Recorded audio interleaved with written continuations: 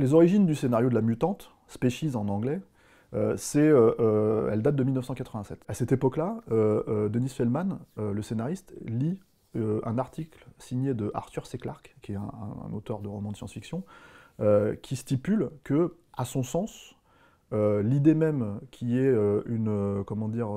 un signal extraterrestre qui pourrait en fait lier une communication entre les humains et les extraterrestres est, à son sens, vraiment peu probable. Et en se posant ces questions-là, en fait, Dennis Feldman s'est dit, mais si l'humain rentrait en contact avec un extraterrestre, avec une forme de vie extraterrestre, comment est-ce que ça se passerait exactement? Et il est tombé dans la conclusion que le cliché, on va dire, de l'extraterrestre qui arrive sur sa carlingue, sur son vaisseau spatial, en fait, était un petit peu dépassé. Et que si contact il y avait, ça se ferait probablement par des informations biologiques. Alors, c'est un terme spécifique, ça, hein, dans le jargon, c'est ce qu'on appelle le wetware.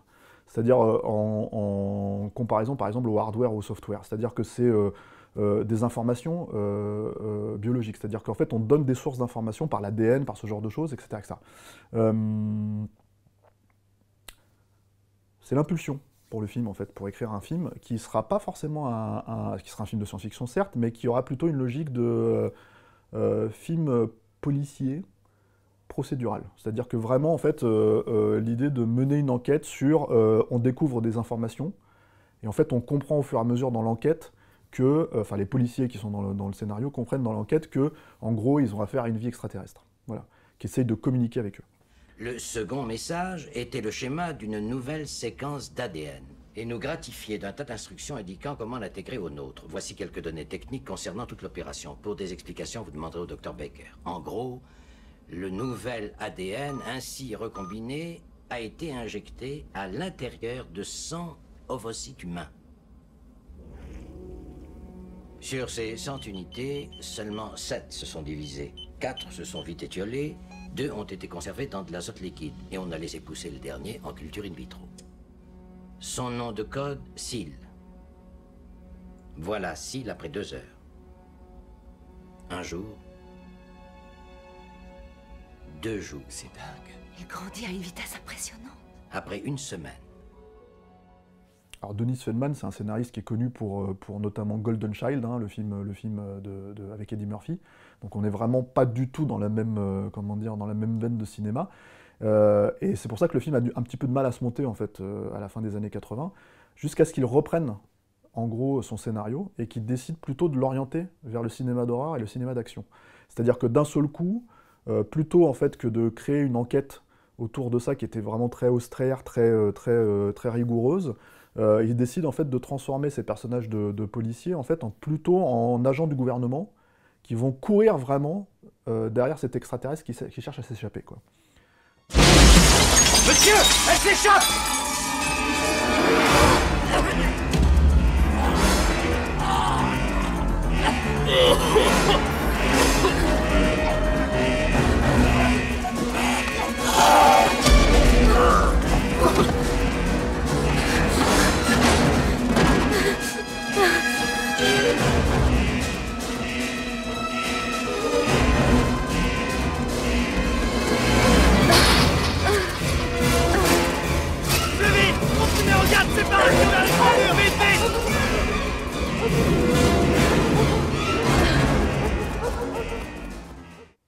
Au fil de ces réécritures, le scénario fait un peu plus sens, et il intéresse beaucoup plus les studios, et c'est MGM qui s'en empare avec le producteur Frank Mancuso Jr., et qui décide vraiment de lancer la production assez rapidement. L'idée, c'est non pas de faire un film de star, c'est-à-dire vraiment ne pas aller chercher forcément des gens très connus, et d'utiliser un budget qui est finalement assez modeste pour son époque, c'est-à-dire pour un gros film de studio en tout cas, de 35 millions de dollars, et vraiment de tout mettre dans la créature, dans les effets spéciaux, dans le thrill en fait, c'est-à-dire la poursuite, vraiment les scènes d'action, tout ça. Pour ce faire, ils vont chercher Roger Donaldson, qui est un réalisateur australien. Alors Roger Donaldson, c'est un cinéaste un petit peu passe-partout. Il est d'origine australienne, mais il travaille dans le cinéma américain. Il a fait Le Bounty, par exemple, avec Mel Gibson. Il a fait Sens Unique, qui est un thriller d'espionnage avec Kevin Costner. Il a fait le remake de Guet-apens, de Sam Peckinpah, avec notamment Kim Basinger et Alec Baldwin, qui était un couple à l'époque. Euh, et voilà, en fait, c'est quelqu'un qui est habitué au cinéma d'action, c'est quelqu'un qui est habitué, on va dire, à la grosse logistique, et qui va se retrouver sur ce projet qui l'intéresse pas mal, mais en demandant des réécritures. C'est-à-dire que vraiment, lui aussi, fait un petit peu orienter le projet vers quelque chose plus musclé, et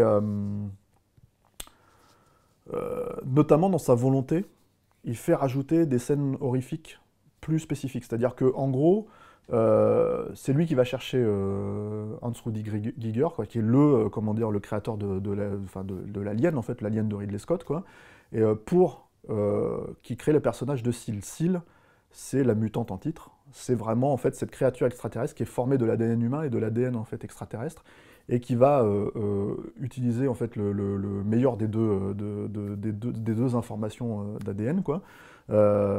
Et en fait être un personnage un petit peu unique dans le cadre du cinéma d'horreur, parce que c'est un personnage en fait de très belle femme, qui est interprétée par Natasha Henstridge, qui est un mannequin de 20 ans à cette époque-là, quoi, et qui en fait agit comme une espèce de créature, comment dire, femme fatale malgré elle, en fait. C'est-à-dire qu'en gros, pour ses besoins de survie, elle a besoin de, comment dire, de s'accoupler avec des hommes, mais c'est une espèce de logique de veuve noire malgré elle, puisqu'elle ne veut pas le faire, elle découvre l'humanité en même temps, elle tue ses victimes, en fait. Voilà.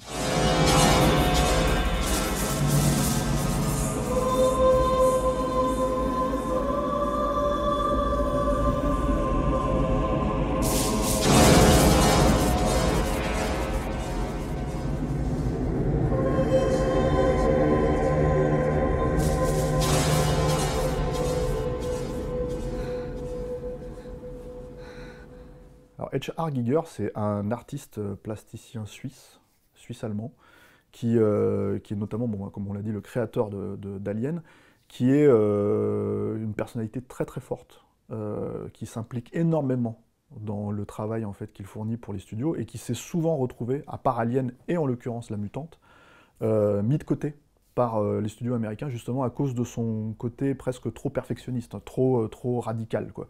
Et La Mutante, pour lui, c'était une façon un petit peu de prendre sa revanche, puisqu'il s'est fait débouter pardon, des suites d'Alien, et de créer une créature qui ressemble un petit peu effectivement à ce genre enfin une créature qui est proche d'Alien, quoi, mais comment dire, mais qui a quand même des spécificités à elle très différentes, quoi. Il faut savoir qu'à cette époque-là, Giger, qui habitait en Suisse, quoi, était au chevet de sa mère, qui était mourante, et il ne pouvait pas, en fait, il faisait ses créations, c'est-à-dire que quand il s'est lancé vraiment dans les designs de sa créature, du personnage de Seal, quoi, son idée, c'était de faxer tous ses designs, y compris comment dire, des informations sur comment dire, les matières à utiliser pour la créer, aux artistes américains qui allaient la faire de leur côté, quoi. Les artistes américains, notamment, c'était Steven Johnson, qui est comment dire, un maquilleur et un créateur d'effets spéciaux de renom aux États-Unis, quoi. Il a notamment bossé sur Vidéodrome, par exemple, de David Cronenberg. Et en fait, c'est un maquilleur qui prenait les instructions de Giger et qui les faisait, en fait, qui les créait pour le film, quoi.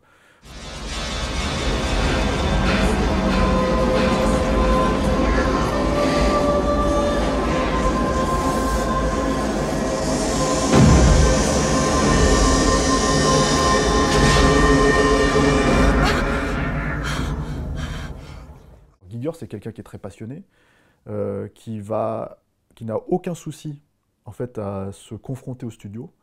Et par exemple, en fait, dans l'idée, dans La Mutante, à un moment donné, il y a eu un conflit sur le fait qu'il y a une scène de rêve que le studio voulait couper, en disant bon, on n'a pas d'argent, on veut pas la faire. En plus, c'était un peu sexué, donc en fait, il y avait un truc un peu bizarre, et comme souvent en fait chez Giger, hein, et du coup, le studio s'est dit non, on veut pas le faire. Et ce que Giger a fait, c'est qu'il a décidé de mettre de sa poche 100 000 $ dans cette scène, qu'il a tourné lui-même de son côté. Il a tourné 20 minutes en fait de séquence, et il l'a envoyé au studio en leur disant voilà, vous l'utilisez, il faut impérativement que ça soit dans le film, sinon c'est rupture de contrat, ça va pas.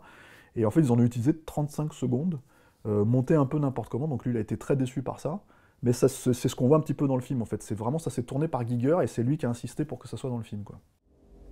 Oh non. Elle est toujours en vie. Oh, ça recommence. Merde! Qu'est-ce qu'on vous fait? Plus de 30 secondes. Il ne reste plus beaucoup de temps. Il faut sortir. Ouvrez la porte! Surtout pas, ouvrez-leur la porte. C'est interdit, elle pourrait s'échapper. Il me faut suivre les protocoles. Mais quels protocoles? Les protocoles qui commandent la conduite de ces expérients. Fallait le dire avant de les envoyer là-dedans. 13. Fitch, ouvrez-leur tout de suite. Fitch, ouvrez la porte. Il faut suivre les protocoles. Ouvrez-leur, Fitch! Sortez! Sortez, allez vite! 3. J'espère que vous comprenez que je n'avais pas le choix. Mais les protocoles obligent à tout faire brûler en cas d'incident quelconque. La volonté du producteur Frank Mancuso Jr., c'est vraiment en fait d'utiliser l'argent à l'écran. Ce qui fait qu'on ne se retrouve pas avec des grandes vedettes. Pour autant, il y a quand même un casting en fait assez solide dans La Mutante. C'est-à-dire que déjà, il y a Michael Madsen, qui venait d'être révélé par Tarantino dans Reservoir Dogs dans le rôle de Monsieur Blonde. Il y a évidemment Ben Kingsley, qui est aussi un comédien de renom qui avait joué Gandhi quelques années auparavant. Il y a aussi Forest Whitaker, hein, qui est le Charlie Parker de Clint Eastwood dans Bird. Donc voilà, il y a quand même un casting assez solide. La jeune actrice Natasha Henstridge qui va devenir une petite vedette du cinéma horrifique grâce à La Mutante, justement. Tout ce casting-là, c'est un casting qui fonctionne très très bien dans le film parce que justement, les films d'horreur de cette époque-là n'étaient pas forcément interprétés par des acteurs de renom, en tout cas des acteurs solides qui ont vraiment de l'expérience. Et là, c'est le cas, donc en fait, ça ancre le film dans une certaine, dans une certaine qualité, quoi. C'est-à-dire que même si c'est une série B, au sens le plus noble du terme, hein, c'était vraiment pensé comme ça, le film fonctionne très bien grâce à eux.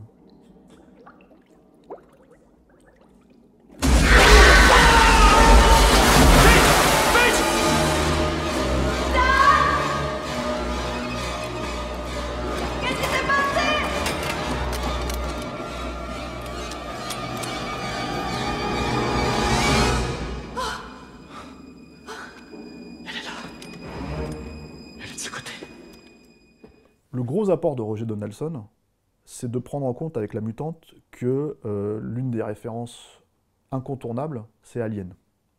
Alien, c'est une date dans l'histoire du cinéma d'horreur, c'est une date dans l'histoire de la science-fiction, parce que justement, Ridley Scott a pris un sujet de série B, qui était généralement à cette époque-là des tout petits films qui étaient sur ce type de sujet-là, et il en a fait un vrai grand film de peur, un vrai grand film en fait très très maîtrisé, sur ce sujet-là, très travaillé, avec une très belle lumière. Voilà, donc en fait, Alien, c'est une date. Et La Mutante le prend en compte par justement l'entremise de Roger Donaldson qui s'est dit, moi je veux vraiment qu'on joue cette carte-là, en fait, qu'on joue la référence, qu'on sache en fait, si tu veux, que oui, La Mutante, le personnage de La Mutante, c'est exactement le même créateur que Alien. Ça, c'est son apport à Roger Donaldson. Mais ça a un petit peu embêté Giger parce que justement, lui, voulait se réinventer un peu, il voulait recréer une autre créature, il voulait pas qu'il y ait autant de référencement, et il a justement fait des notes. C'est-à-dire, il a dit à Donaldson et au studio, il leur a dit, mais quand vous utilisez par exemple la scène du baiser, c'est ouvertement une référence à la langue de l'alien, donc évitez, quoi.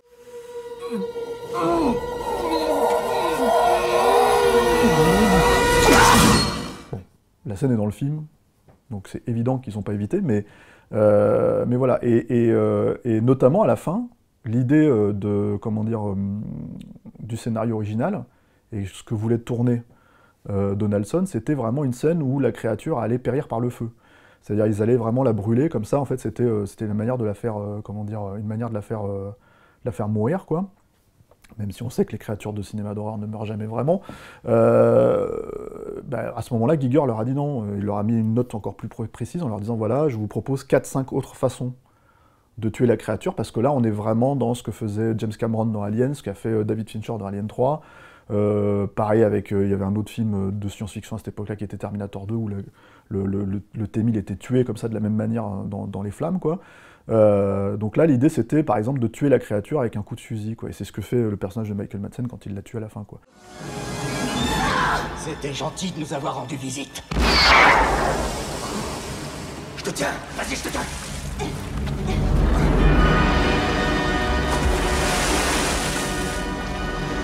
J'ai cru que ça y était.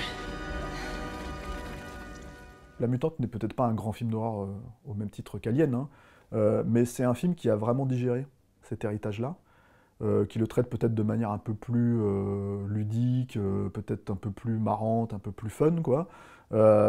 Et finalement, ils ont eu raison quelque part de garder cette scène du baiser, puisque en gros, bah, c'est une scène qui a eu ce prix là, chez MTV du meilleur baiser, et c'est un peu ironique, c'est un peu marrant, parce que ça fonctionne justement dans une scène d'horreur. En général, dans ces genres de prix-là, en fait, c'est le meilleur baiser entre tel acteur et telle actrice, quoi. Bon, là, en l'occurrence, c'est vraiment un baiser mortel, quoi, c'est-à-dire un peu marrant, un peu fun, un peu gore, parce que c'est vraiment dans l'esprit du film, c'est-à-dire l'esprit série B, quoi. C'est un film aussi qui a laissé une certaine empreinte parce qu'il y a eu plusieurs suites. Alors, de moins en moins, comment dire, bonnes, quoi, c'est-à-dire de moins en moins, de moindre qualité, on va dire, mais qui sont quand même plutôt, enfin, qui ont laissé quand même une empreinte parce que justement, bah, le personnage a un petit peu marqué, la créature a un petit peu marqué le genre, quoi.